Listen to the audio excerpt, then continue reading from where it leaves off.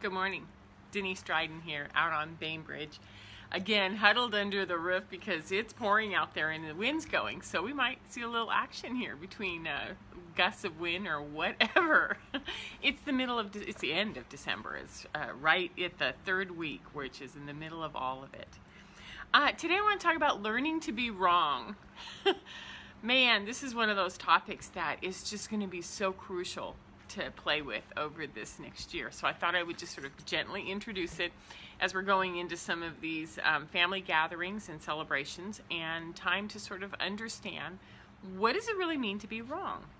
So what happens when you hear the word wrong, or that you are wrong, right?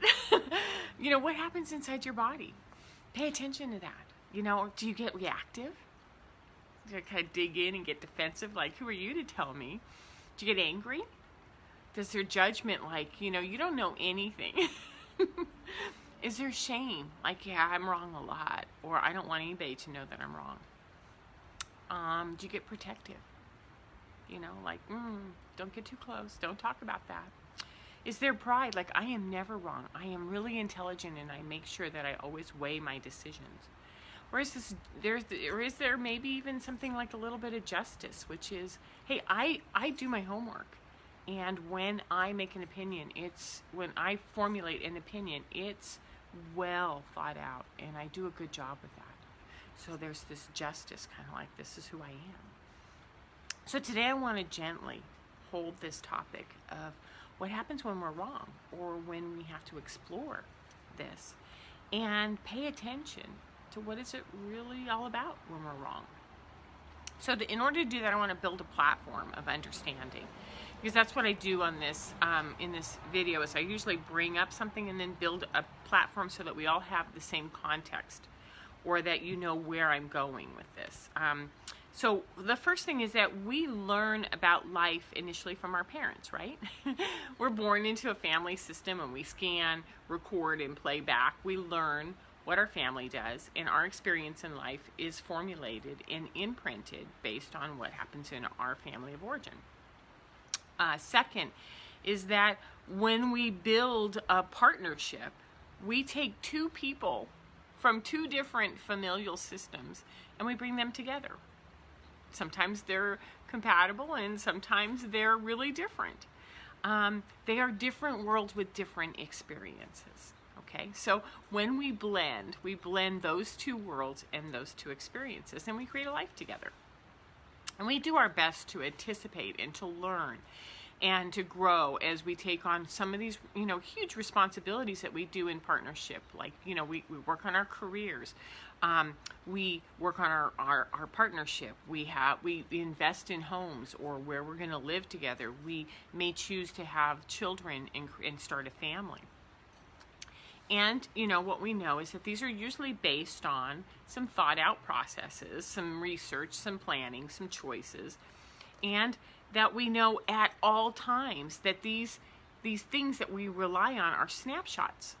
They're just snapshots of, this is what I see in the world right now, and this is what I think we can do. This is what I think will work for us. This is what I would like to do. And so it's predictable, and it's really unpredictable, because life isn't predictable. So what happens when we make these plans is we create a track and say, I'm on this track and I'm moving forward. And we've talked about this in other videos, is, we dig in and we start moving forward. And life is going to look like this. My job is going to be like this. I can anticipate this kind of raise in this many years. Or if this doesn't work, then I will move over and try this. I mean, there's just an ongoing adaptability, right? The other part of it is that sometimes when we develop these tracks, it's like, my son's really smart, so I think he's going to go this way. Or, guilty, my daughter is excellent in soccer, so she's going this way. So we have these tracks, and it's sort of based on if-then, right? If this is going on, then that. And I think we have a lot of eager parents right now who, as soon as they see a skill or an interest, it's like, start cultivating that, right? So here's where the challenges begin in those tracks, in those ways that we have dug in. As we build our lives around thoughts, hopes, expectations, and impressions, right? Makes sense. And we also have our own layers of patterns, filters, pains, layers, hopes, things that we bring into this decision making that we sometimes aren't even aware of that we have. And when things come to a head, it's because life gets rocky. It doesn't go as planned. It doesn't go as it was supposed to. Like the loss of a job, a child who is struggling in school and you don't know what to do, health issues, financial pressures. Those are just a few. You probably divorce. You have a bunch to put on the plate. What happens when life gets rocky? So what I see a lot in my parent coaching is that in relationship is that people fall into one or two kinds of people. One is that they retreat to their corners and they hold on to what they know, and they get really rigid and they argue and they fight and they defend and they disagree, and there's power struggles and there's anger because it's like, no, this is what is supposed to happen. This is what I know. And then the other one is the parent who's like, or the person who's open, flexible, like, oh, shoot, that didn't work. Now I need to figure out what's going to work. And they move and they're flexible and they're curious and they're willing to change and adapt because something that they know is not working. That makes sense too, right? So one kind of a person is reactive and has a difficult time recalibrating, and they go to this defended place, right? Which is, this is what I believe we need to do, and I'm right, and we need to do this. They what they're saying is, hey, I know what I'm doing. I know how to navigate through this. And they get sort of defended, as we know, and they get pissed. And then they sort of deflect and they hide and they worry a lot, and there's anger and there's also pain. So what I'm learning always in coaching is that when I see that kind of behavior, I know that that means life is rocking a lot more than what they're used to, and they're scared. They don't know how to let go. They don't know how to do anything other than hold tight rigidly. This is what they know how to do. So this other kind of person, by all means, when life gets rocky, they're still scared. And they also feel the impact of life rocking, right? Yet there's this trust in the change or the challenge, like, life's going to go this way. I wasn't prepared for it to go this way, but here we go. So they're willing to create what's right for right now. And that's a really big difference, is to be right and rigid or right for right now. So they learn to grow as they go along. So I want to throw in another key observation that I've been had the privilege of learning over the last 4 years, which is kids are different right now. And I have an entire video series on what I call the New Earth's children, from the millennials on forward, through the crystal energy on through diamond and rainbow. And these kids are different. They're creative. They're strong-willed. They're observant. They're curious. They're intelligent. They're super complex. And they're also challenged when it comes to accepting rigid ideas, because that's not who they are. So because I said so, because this is what we always do, they're like, why? And they'll throw a wrench into anything because if they don't understand it, they don't know what to do, right? They're also anxious and overwhelmed by rigidity, and they can be resistant, and they can take a lot of our attention.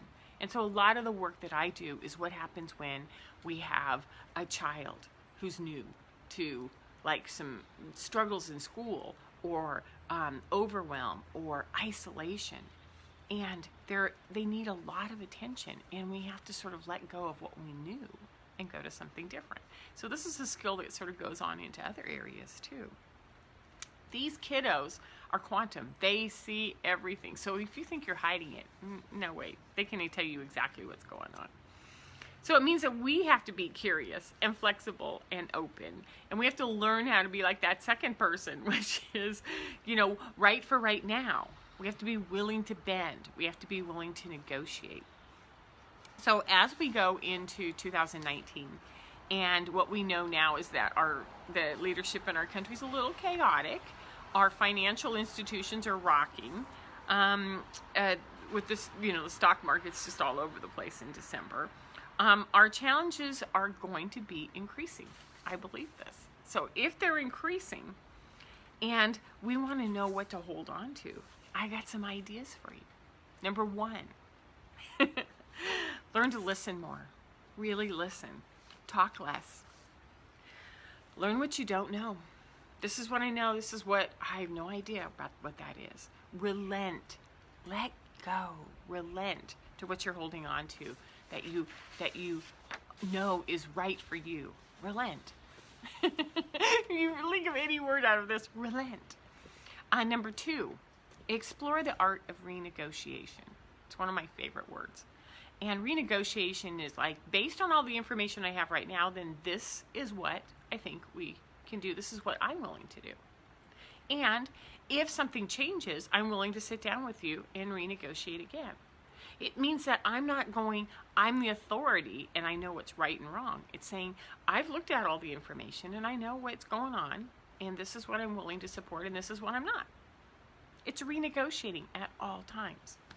Number three, get used to saying, I was wrong. I was wrong. Oh my God, find all sorts of ways to say I was wrong. Well, I thought it was this way, and it wasn't.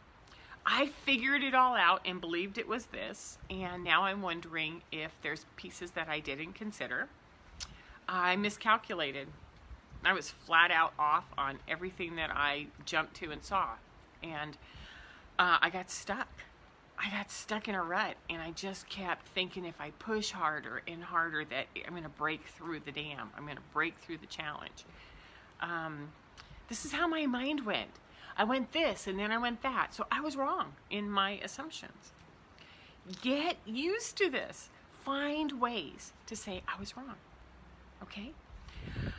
Number four, sit next to the person that you're trying to work with. And instead of being across from them and fighting about it, sit next to them and go, well, I was wrong about that.